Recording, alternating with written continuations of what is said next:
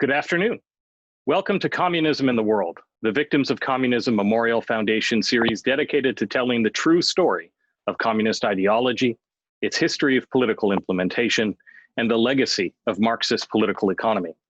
I'm Murray Bissett, Director of Academic Programs, and I'm pleased to present to you today Dr. Elizabeth Edwards Spalding, who is a Senior Fellow at the Pepperdine University School of Public Policy and also serves as Secretary of the Victims of Communism Memorial Foundation's Board of Trustees and as a core faculty member in our National Seminar for Middle and High School Educators, which is held every summer in July. Elizabeth is the author of The First Cold Warrior, Harry Truman, Containment, and the Remaking of Liberal Internationalism, the co-author of A Brief History of the Cold War, which is hands down the most accessible and straightforward account of the history of the period.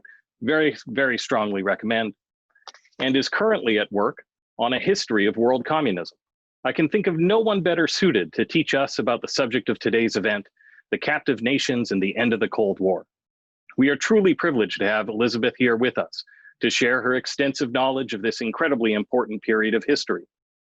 Following her presentation, we will have a discussion with Elizabeth, drawing upon questions submitted by the audience. You can submit questions for her throughout the event using the Q&A function at the bottom of your screen. And with that, Elizabeth, I welcome you and I invite you to share your presentation with our audience. Thank you, Murray, for that kind introduction, and it is good to be with all of you.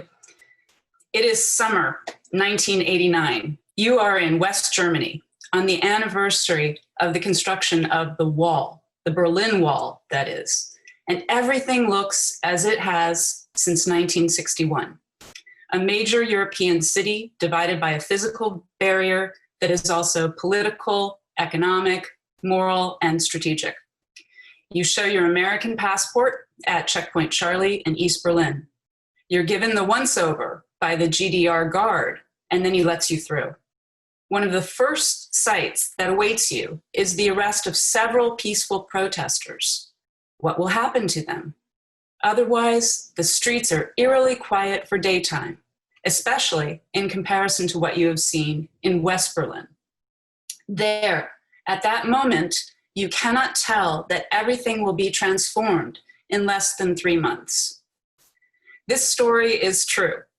I was a student visiting Germany, then divided between East and West, in summer 1989, and I watched in awe and thanksgiving in November later that same year as the Berlin Wall fell and Germans were reunited with each other. Many of us called it, and still call it, the Year of Miracles. There were signs along the way, but they were really only clear in retrospect. Before it was clear that a profound revolution was actually occurring, many experts predicted a better future filled with communist reforms, perhaps benign, more benign socialist type reforms. For East Germans, Hungarians, Poles, and others, virtually no one expected or predicted the collapse of the Soviet communist empire. So, how did the revolutions of 1989 come about? We must guard against grafting what we know now onto the past. We must also be conscious that the whole story could have turned out much differently. Those who brought about 1989 from both inside and outside the Iron Curtain did so without being assured of success. This lecture corresponds with the Victims of Communism curriculum lesson about captive nations and the end of the Cold War, which focuses on Poland, Czechoslovakia, Hungary, Estonia, Latvia, and Lithuania. We will cover the essential ground, and we will also look for themes and threads that help us understand the revolutions of 1989. And remember, all these historical moments could have gone a different way. So first to the Baltic countries. In the wake of the fall of empires due to World War I, Estonia, Latvia, and Lithuania were perpetually squeezed by Germany and the Soviet Union. The USSR even installed communist governments after World War I in each of the Baltic states, but Allied countries helped throw back the communists. The countries became communist due to the 1939 Molotov-Ribbentrop Pact, the secret agreement between the Soviets and Nazis to split Europe between them. When the pact was terminated because the Nazis invaded the Soviet Union in 1941, Nazi Germany occupied the Baltic states until late in the Second World War. Before and after that Nazi occupation, the Soviets deported hundreds of thousands from the Baltic countries into the USSR in order to Sovietize them. They also ordered emigration from other parts of the USSR into the Baltic states, especially Estonia and Latvia. The spirit of dissent, though, could not be crushed. The Forest brothers were the most significant armed resistance to Soviet communist rule in the Baltic countries in the 1940s and 1950s. They received help and training from the American, British, and Swedish intelligence services. Individuals and families worked to keep alive national identity and pride. Religious opposition was important, especially from Lithuania's Roman Catholic Church. In the 1970s, the Baltic countries emerged as a center of anti-Soviet dissent, including riots, anti-regime demonstrations, and samizdat, that's unofficial underground publications. The first major public demonstrations against communist regimes occurred in Riga, Latvia in November 1986 and in Tallinn, Estonia in spring 1987. The Singing Revolution captures the time between 1987 and 1991. Especially notable was the Baltic Way of August 23, 1989, in which approximately 2 million people joined hands in a human chain that stretched almost 400 miles across Estonia, Latvia, and Lithuania to commemorate those who had suffered and died in the 50 years since the Molotov-Ribbentrop Pact and to protest communist rule. Estonia, Latvia, and Lithuania regained de facto independence in August 1991, but not before more strife and struggle were visited upon them. This included the Vilnius massacre in Lithuania and the barricades in Latvia. Russia did not start to withdraw its troops from the Baltic states until August 1993, and the final Russian soldier left Baltic soil in October 1999. On to Poland. Talk about being squeezed. Poland could have been seized by the communists in the aftermath of World War I. But 100 years ago, the Poles successfully threw back the Soviets at the Battle of Warsaw. Poland kept resisting and was eventually forced to sign non-aggression pacts with both the USSR and Nazi Germany in the 1930s, and then found itself split between the two at the beginning of World War II.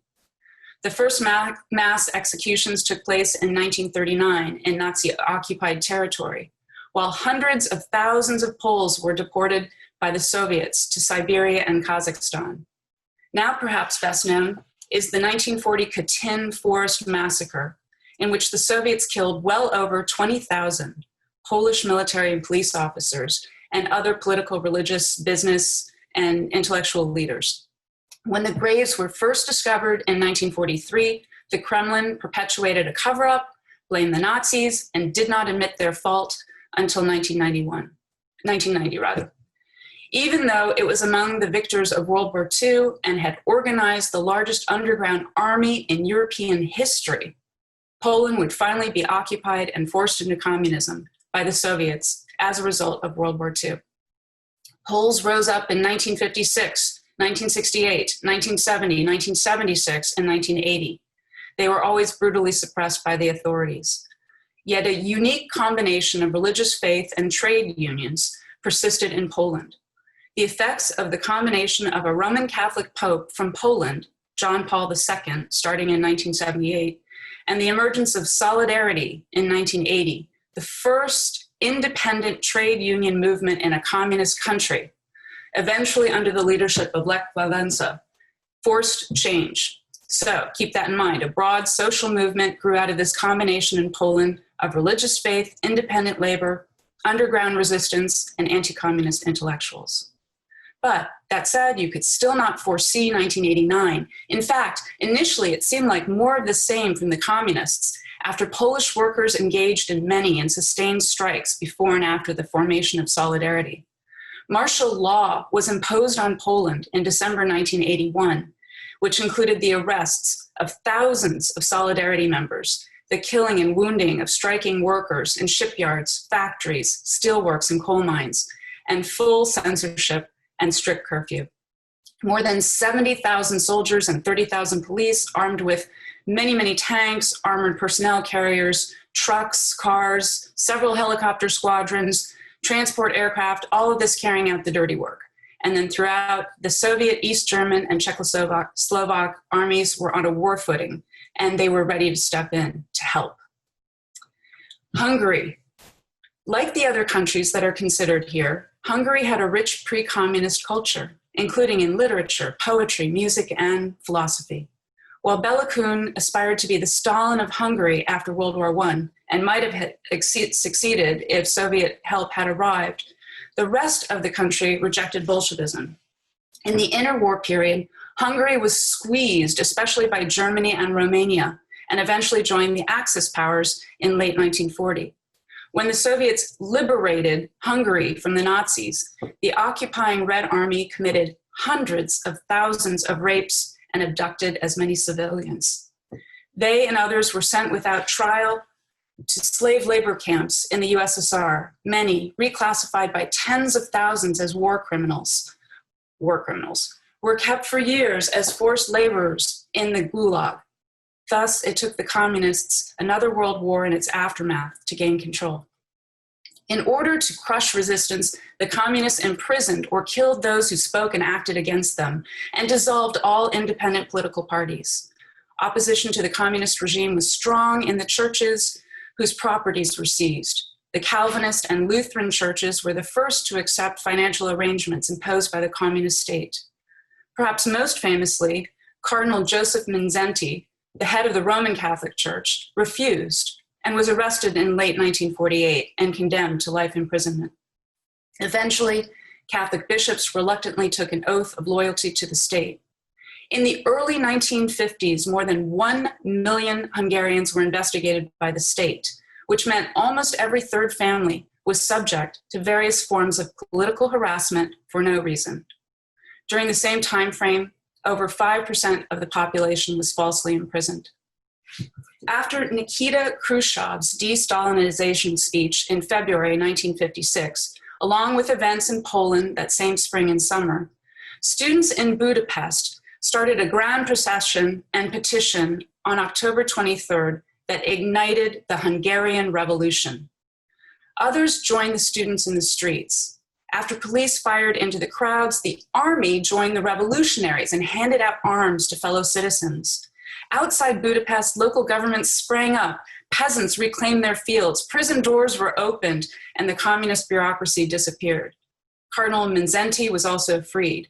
By November 3rd, Imre Nagy, a communist reform leader who had been expelled from the Communist Party in 1955, found himself back in power, making concessions and serving as head of a new, genuine coalition government. Soviet troops withdrew, and Nagy announced Hungary's withdrawal from the Warsaw Pact and requested recognition of Hungary as a neutral state under the United Nations. It was not to be. The revolution lasted almost 2 weeks. Then it was ended by Soviet tanks. Nagy fled to the Yugoslav embassy, and Cardinal Mindszenty took refuge in the US embassy for years, as it turned out. Even then, Hungarians sporadically resisted into January 1957, and workers peacefully demonstrated.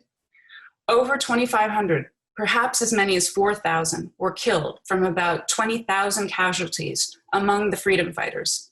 Tens of thousands were interned in camps, and several thousand Hungarians were deported to the USSR, and 200,000 refugees escaped to the West.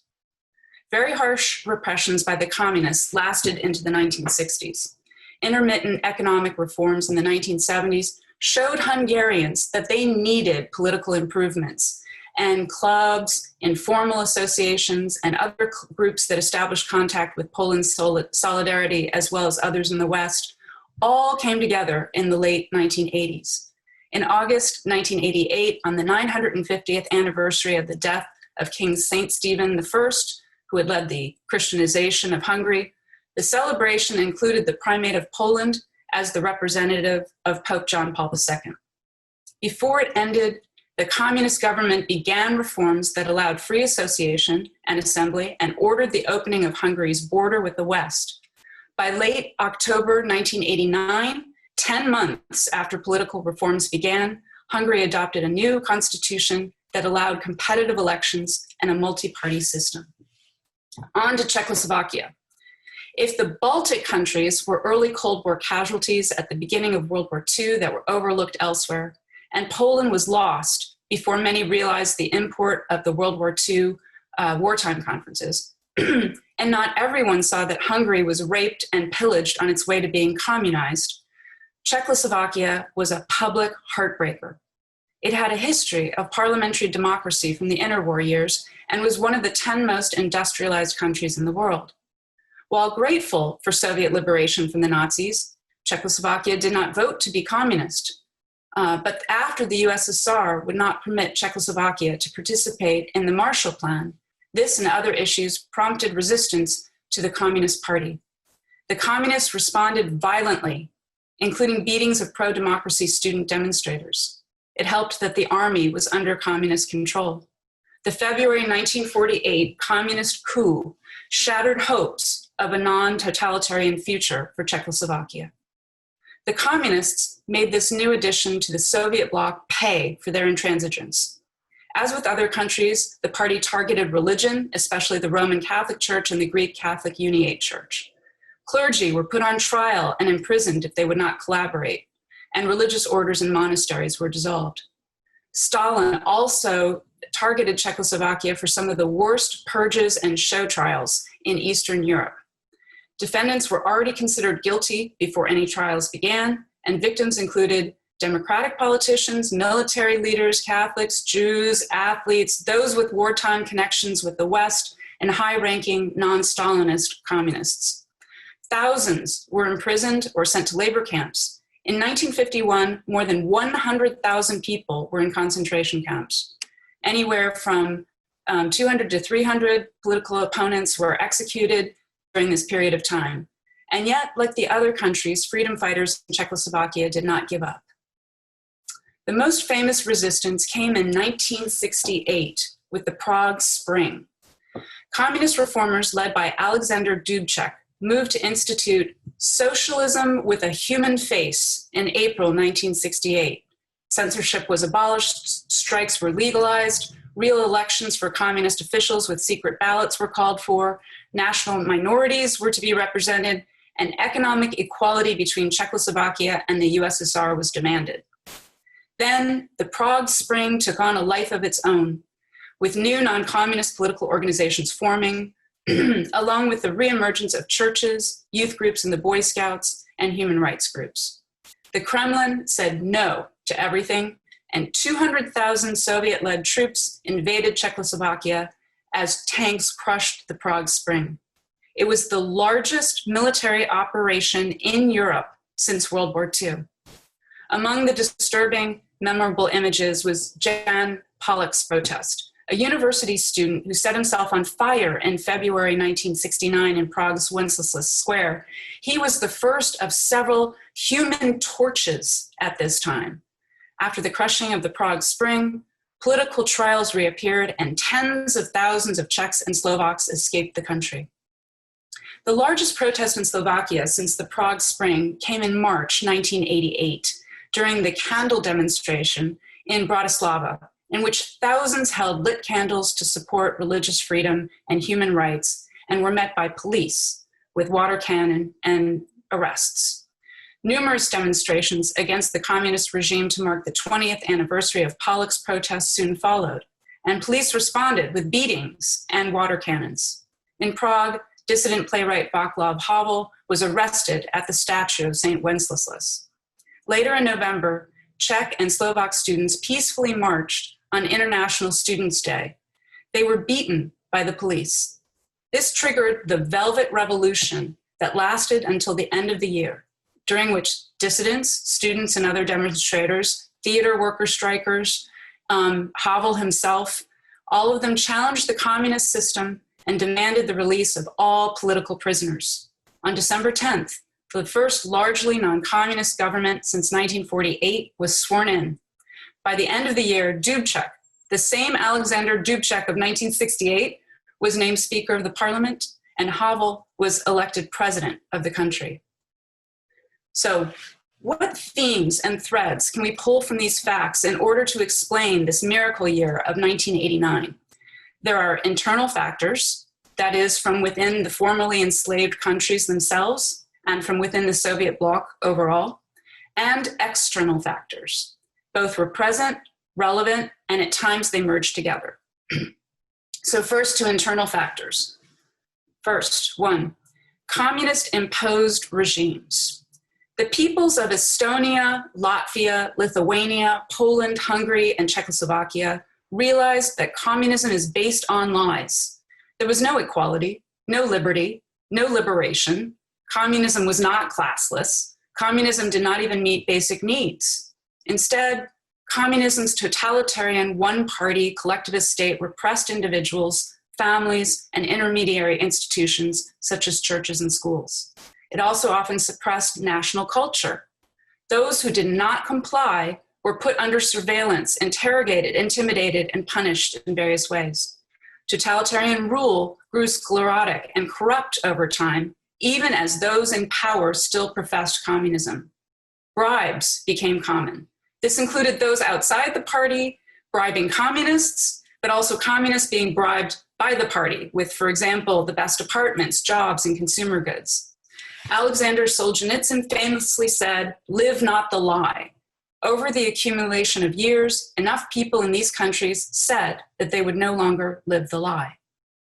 2, leadership change at the top in the USSR. In 1968, the Brezhnev Doctrine asserted that the USSR had the right to intervene militarily if it perceived socialism anywhere to be threatened. This is a codification of past policy under all previous Soviet leadership. In the 1980s, Mikhail Gorbachev was of a new generation, and he faced huge political, economic, and social problems. As a committed Leninist, Gorbachev aimed to reform communism through perestroika and glasnost. Part of that meant jettisoning what the Soviet Union could not afford militarily, diplomatically, and economically. Among other things, he was weighed down by the Soviet occupation of Afghanistan and the literal and every other kind of fallout from Chernobyl in 1986. Thus, significantly, Gorbachev did not, in part because he could not, order the same responses in and to 1989 as the Kremlin would have in the past. 3, past history. All these countries had a proud past before communism. All had been victimized by the twin tyrannies of Nazi fascism and Soviet communism. During the Cold War, it was particularly violent in the years 1948 to 1953, during which all peoples of all 6 countries were subjected to intense Sovietization. Even this could not stop what they naturally wanted for themselves and their families and fellow citizens. Before communism, Czechoslovakia, Hungary, and Poland had deep ties with Western Europe. Growing out of both quiet as well as overt resistance over the course of more than 40 years, in 1989, they said no more. Next, geography. These countries were and are geographically located near each other, and proximity and technology helped them see and hear what was going on. What happened in one country ended up affecting the others. In other countries, people saw and heard that Lech Walesa made the solidarity victory sign while standing next to the communist leader, that soldiers were cutting down the barbed wire fence between Austria and Hungary, that in addition to East Germans traveling through Hungary and Austria in order to reach Western Germany, freedom trains in Czechoslovakia were transporting East Germans to the West, that millions of Estonians, Latvians, and Lithuanians joined hands in the Baltic Way. The next one. Dissidents. Whether religious or secular, dissidents inspired hope through their words, music, art, and example. Most dissidents remained behind the Iron Curtain. Some explicitly fought the regime and paid the price for it, while others kept alive aspects of culture, history, memory, and faith, and more indirectly challenged the communists. Some dissidents managed to escape. Those who escaped did not remain silent. One example, a highly regarded Czech novelist who got out went on to establish a publishing house in Canada, which published samizdat works that were banned in Czechoslovakia and were then smuggled back into the country. Time and again, from country to country, dissidents were not only voices of hope, but also supporters of peaceful protests.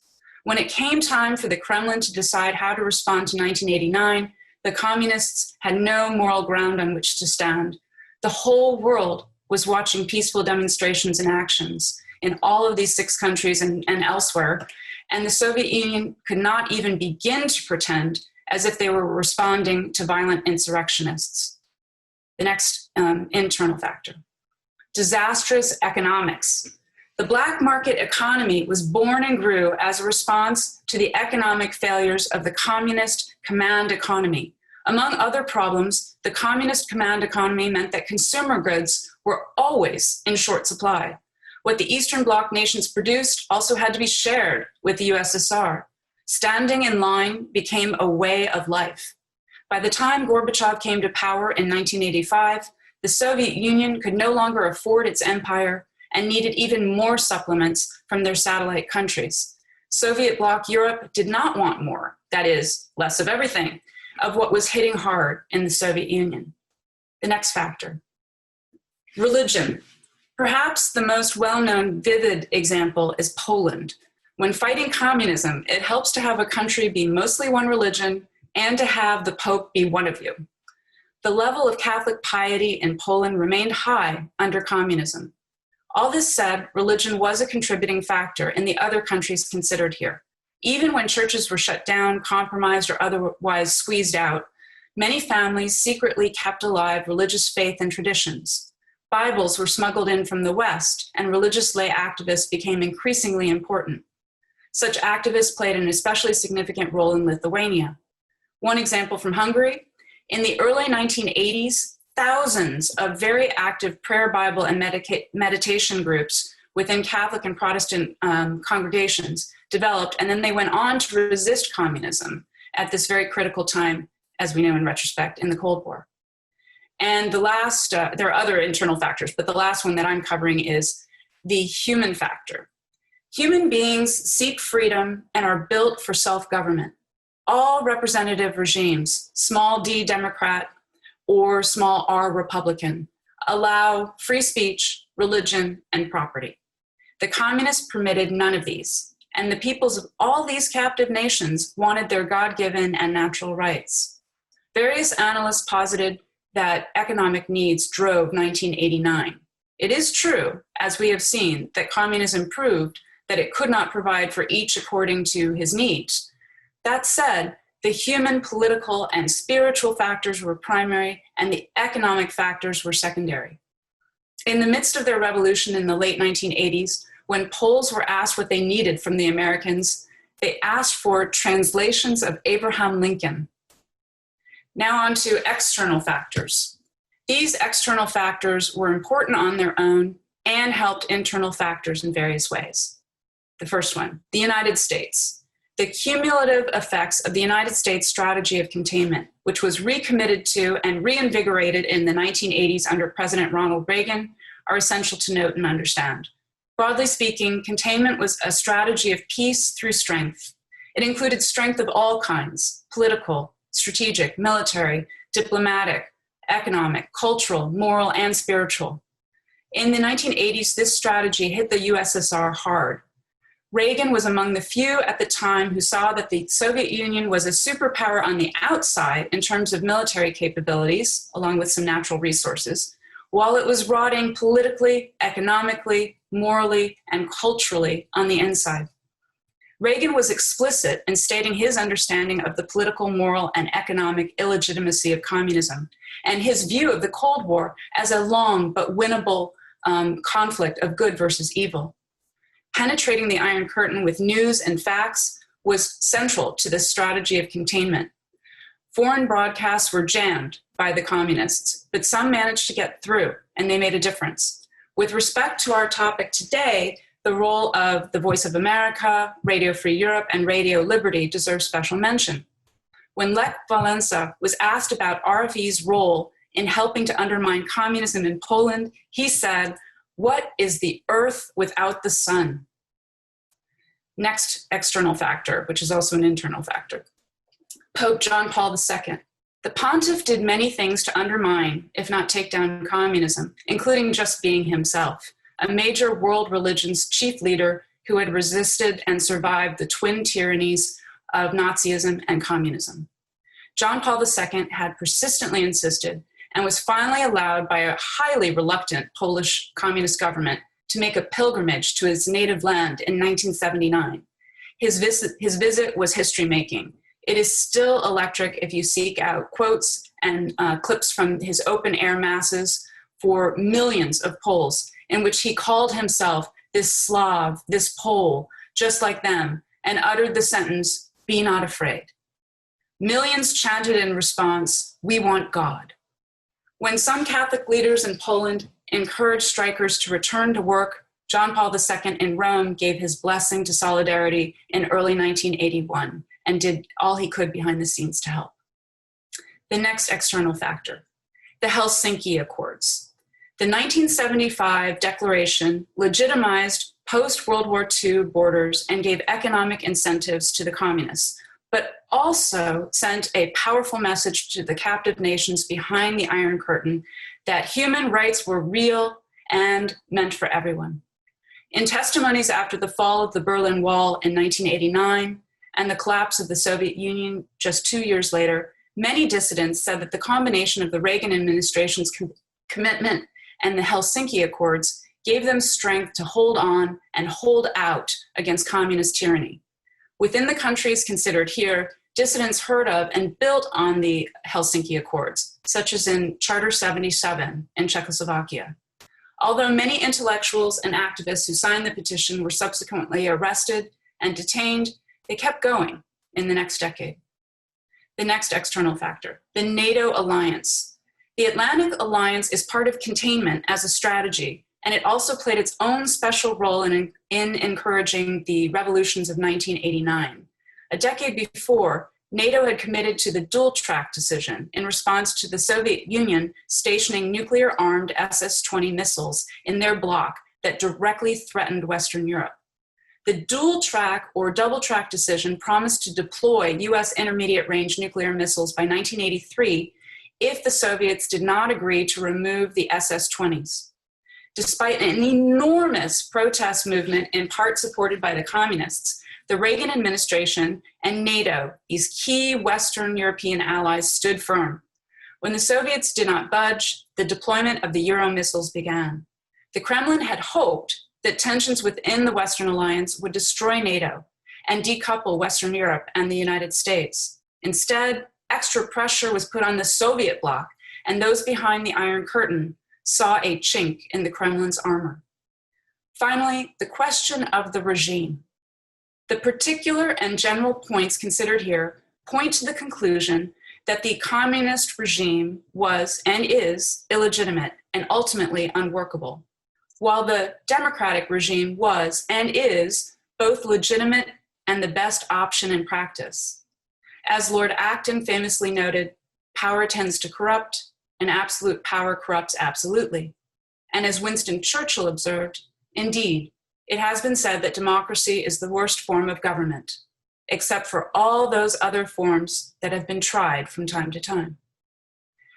The revolutions of 1989 leave us all this and more. The legacy includes ups and downs for the former captive nations. It must also be remembered that 1989 was the year of Tiananmen Square and the Chinese Communist Party massacre of thousands of students and other peaceful demonstrators in Beijing. The effects of Tiananmen Square are still being played out, as seen in China and Hong Kong. And communism still remains in the People's Republic of China, as well as in North Korea, Cuba, Vietnam, and Laos, and gaining ground in Venezuela. The freedom-loving peoples of these captive nations still wait, watch, and work for their 1989. Thank you. Thank you, Elizabeth. That was just an incredibly rich, incredibly, expansive presentation. Just phenomenal. Very much enjoyed it. I'm sure that the audience enjoyed it as well. Before we turn to some of the questions from the attendees, I do want to remind the audience that they can submit questions for Elizabeth using the Q&A function, which is located at the bottom of the screen. So I know we always have a lot of educators here with us. Always happy to have them. You know, some of my favorite parts of my job is getting to work with them, and I know, I mean, you do such a fantastic job with them too. And you know, to give people a little taste of you at the seminar, I kind of wanted to ask you if you could just offer a little bit of general advice as to how to teach, you know, the subject of the captive nations and the Cold War to middle school and high school students. Okay, that is a big question, but I think that one of the things to do, which many teachers are already doing, is try to keep working in the stories that represent the key points and the visuals. So first on the stories, VOC, as you know, Marie, and perhaps you'll also just share with our viewers a little bit more about it. We have the Witness Project, and we also have actual people who have survived and escaped from communism, outlived it in some cases, and some of them are willing to come to schools. And right now, with things being virtual in so many places, you can either call up the videos from the Witness Project or make contacts to set up Zoom, I would assume, with some of these actual witnesses. And I think that just as a previous generation, multiple generations, benefited from having survivors of the Holocaust come into their schools, which was so commonly done for years and years, that we need to do that too. And that's something then that makes this real to students, and they understand it's not just something abstract, or it's not just a bunch of facts that they're studying. So that's the part I think about stories and getting the real people connecting with our students. Another thing, though, on visuals, I have found that it's getting harder and harder to get college students to commit to a book, and I've talked with the middle school and high school teachers that we work with at VOC, and they're also having corresponding difficulty in getting students to commit to books. We should not give up on that. Students should read books, but we want to increasingly use the visuals that technology affords us. So on this topic today, there are so many clips out there. There are actual, documentaries. There are photographs galore, and I think it would be good if we can, help teachers more and more to have access to those. We have some of that through VOC, but increase all that, and then also have students, perhaps in small groups within their classes, help to find some of that material so that they're sharing it with each other, and that it's not always left to the teacher, especially as the students get farther along, to find and present things to them. And on the videos, Murray, you again might have a recommendation on it might be YouTube's the best place to go for this, but VOC made a short documentary, essentially a video about the revolutions of 1989 and this miracle year. And remind me, it's 10, 12 minutes, whatever it is. And I think that it's about that long. It would be a great place for people to start for this point about visuals. Yeah, so following on that, visuals are fantastic. Those first person, the personal stories are incredibly helpful for, not just young people, but adults to understand this period of history. One thing that you didn't mention that I know that you use, are speeches and written works. So are there, in terms of like some of the primary documents, do you have any that you would recommend that you think are essential for students and appropriate for middle school and high school students to be able to understand this period? Thank you for reminding me. So certainly from the Cold War side of it, there's a lot, so from this particular topic today, I would definitely show clips of a lot of the key figures, and many of them you can find. When I teach the Cold War, that East-West, US-Soviet dominated struggle, I have found that showing speech clips from President Harry Truman to give people a sense of what was going on early in the conflict, and I use a couple of clips with our teachers from what became quickly called the Truman Doctrine speech in 1947.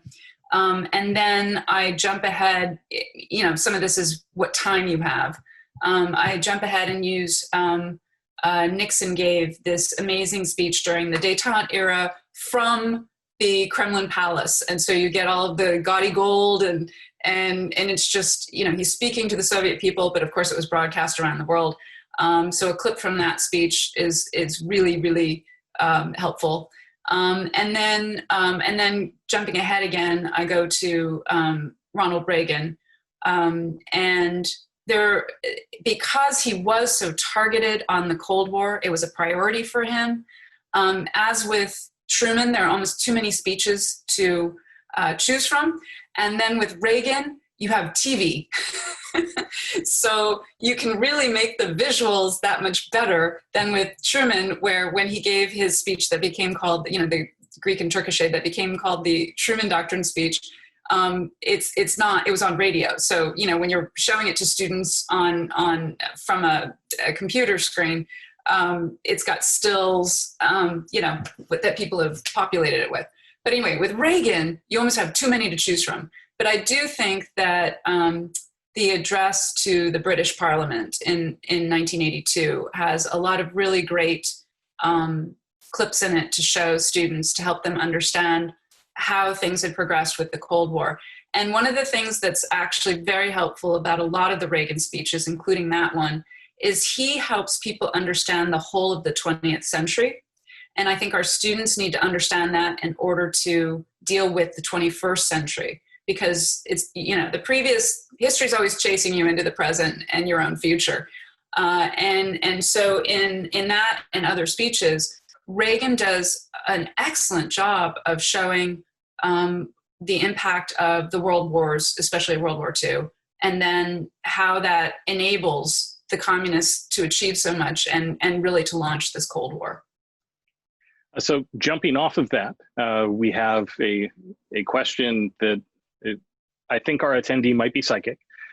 So what is the aspect of the late Cold War culture and politics which is most foreign to current students? And so, what is it that we need to overcome there? Right. We have to overcome several things, but I think a lot of our students can't believe that it happened, or that it could have happened.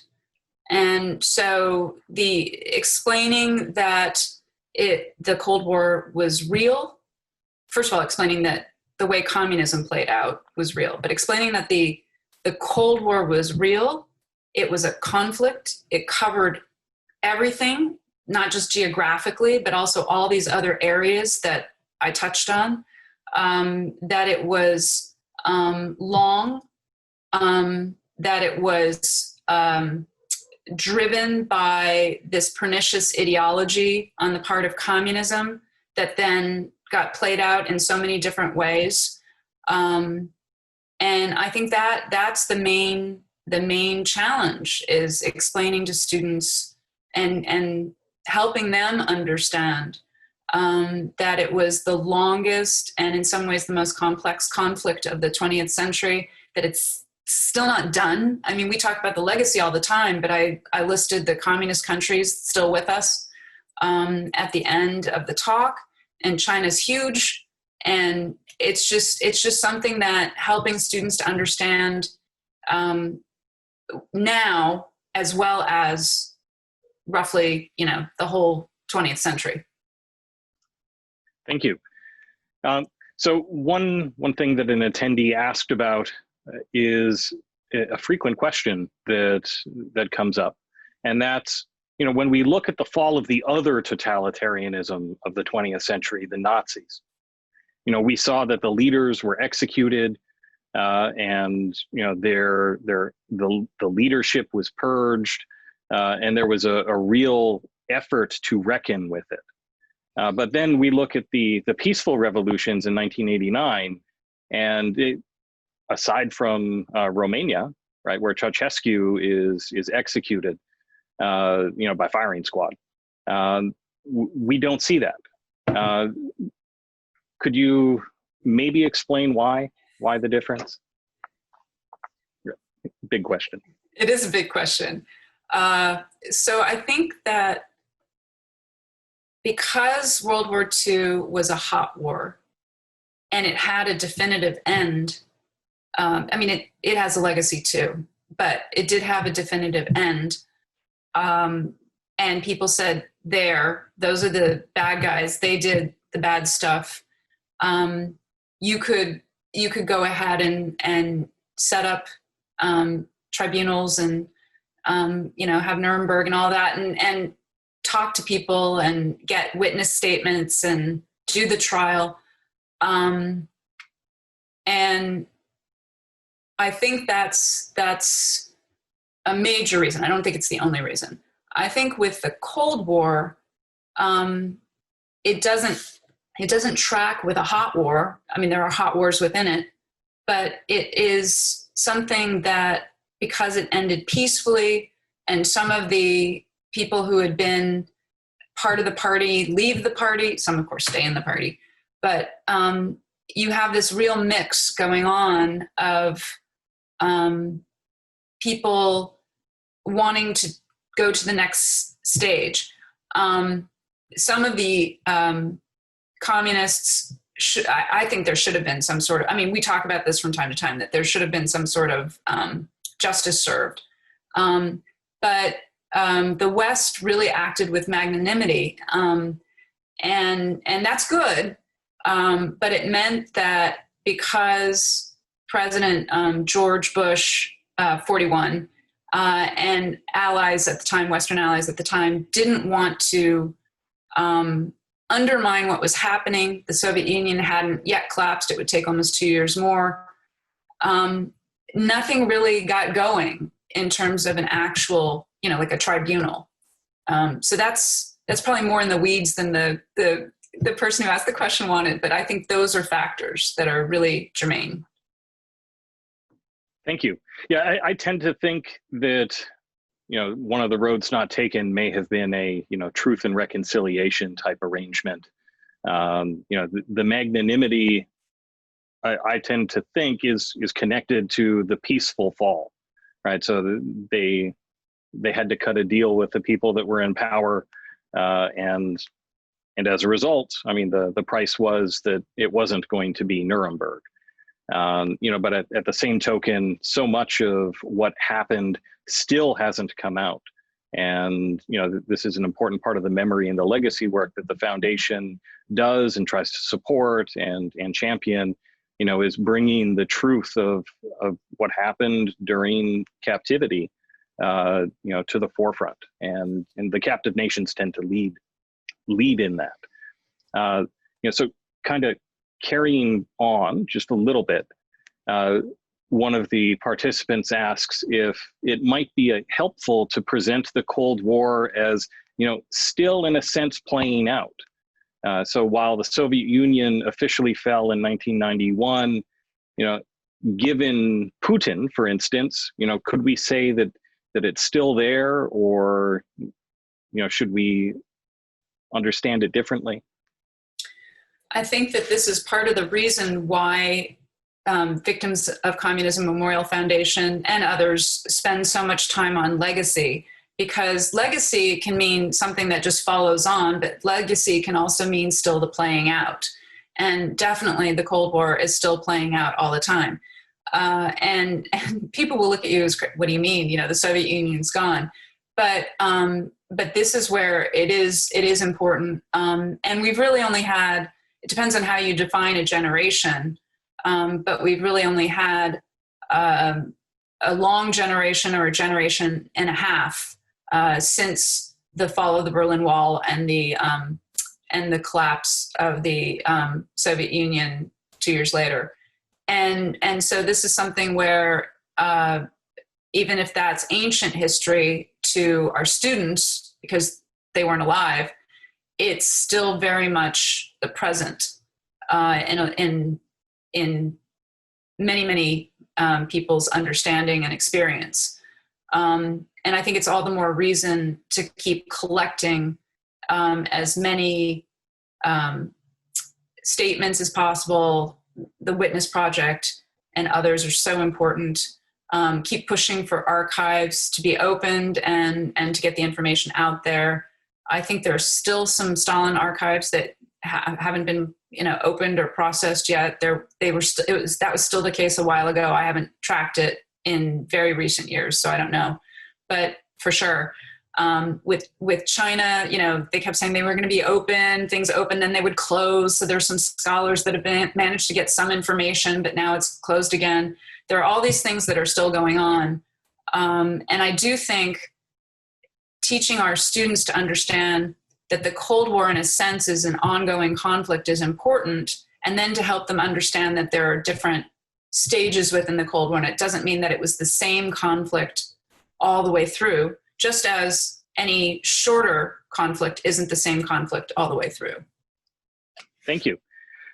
So one of our attendees would like to take us all the way back to the beginning, to the origin of the captive nations, and to ask about Yalta.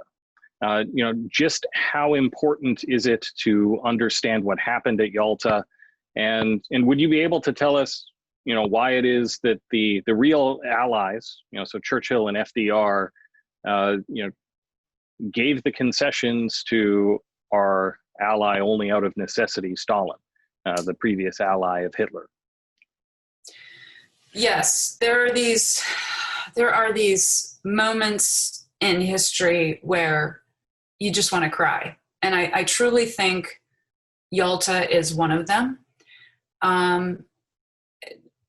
Churchill was such a committed anti-communist. And so it must have wounded him to have agreed with that. I know a lot of times he's presented as cold and calculating, but I think he felt keenly the decision he had to make. I think it was coupled with Franklin Roosevelt saying, this is the best we can do now. We have to think about winning the war. And also you had that Roosevelt quality, which Churchill had too. Well, maybe I can talk Stalin into something better later. And Roosevelt relying so much on his ability, he thought, and often was able to do, in personal diplomacy.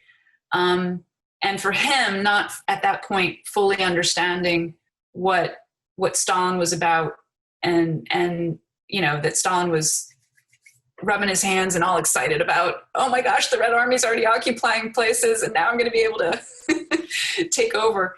And Churchill understanding that you were making that kind of concession. Now, he of course went on to then say that the Western allies of the Allies should keep pushing as far east as they could, and that doesn't happen. It's a decision made by military people that then FDR agrees to, and Churchill, because they're the junior member, ends up agreeing to. That the Soviets are able to push a bit farther west. They still would have taken land, but they would have had less land if we had liberated a bit farther east, which we could have done. So that's a what if. There are always these what ifs. And I think that at bottom, it wasn't some sort of quick decision of the moment. I do think that both Churchill and FDR, for some of the same and some different reasons, thought that they needed to make that agreement at Yalta, that they needed, the Soviets to win the war. So a lot of students today are really interested in what's going on in Belarus. And do you have any recommendations aside from the news as to, where teachers could get resources and to help their students to be able to understand exactly what's going on over there? That's a great question. I've been following it mostly in the news, so I don't have particular websites and sources that I would go to, but I think it's important that at least one of the teachers was asking about that, because that is legacy of the Cold War. That is playing out of still what's happened. It could be that, I mean, Putin signaling a lot of different things, and then Lukashenko. I mean, the guy's been around forever, and other people have shown that they are legitimate and should be coming into the government, and it's a tyranny. It's a tyranny. I'll give that some thought. Maybe we can post something later, but I don't actually have a particular site to send people to right now, other than I would say on this one, it's important to read more than one news source when you're reading about the same thing, because sometimes certain journalists have different access to what's going on in Belarus. And so, if you're reading what a major American paper says, good, maybe read a couple more, and then look at what the European, a couple of the European papers are saying, to get just fact-based information.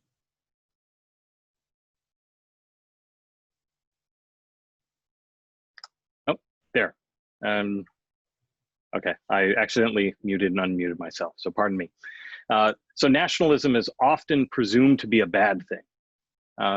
But the nationalism of the captive nations is one of the things that allowed them to successfully resist the communist tyrannies that sought to perpetuate their tyranny over them. Do you have any suggestions for how to distinguish between, the bad forms of nationalism and the salutary ones? That's another excellent question. So I think that, first of all, in the political science and history literature, nationalism has become a dirty word. And that happened over time, and it's where we're stuck. So I think one thing for teachers to do is to say just simply what it means, and not to go right away to the ism part that is often how academics define it and present it. And then if you're just talking about, nationalism, and it doesn't necessarily mean then that, it can mean that somebody is very proud of their particular, country, right? But it doesn't necessarily mean that they're going to turn into Nazis and go marching and take over a continent and more. And just start with that. And then with respect to, you can say there are different kinds of nationalism. And then the kind that becomes really a problematic ism, and at its height, you see it in something like Nazi Germany. You can give examples of that. And then you can say there are times, though, when nationalism is a very important tool, and even it becomes a power, if you will, certainly in the case of the captive nations. Now, the peoples of the captive nations sometimes have bickered with each other, but in general, they were united that, hey, this communism was imposed on us, and we don't agree with that. And a lot of them are, don't like the Russians. But it's because the Russians are so associated with that ism, right, with communism. So then you can say, though, you have this kind of nationalism, and then it's different in each country. You can't say that nationalism is always the same thing, because in one country they're going to have had whatever political experience they had in the past, whatever kind of governments they have had in the past, and those are going to be different from another country. And then they're going to have, different cultures in each. And so it's very hard to say that it's always the same thing, because it isn't. And I think part of what the captive nations show, and then what our topic today about getting to the revolutions of 1989 shows, is that it was a strength that, Poles were still proud of being Polish. And this was true of all of the 6 countries. And that even think about it, in the Baltic countries, some of those, they had been so Sovietized that some of them didn't even, that were objecting, were Russian speakers or actually Russian background, but they had become Estonian, Lithuanian, and Latvian, and they didn't want communism. They didn't want it. And so that was then nationalism, and everybody didn't even all have the same language.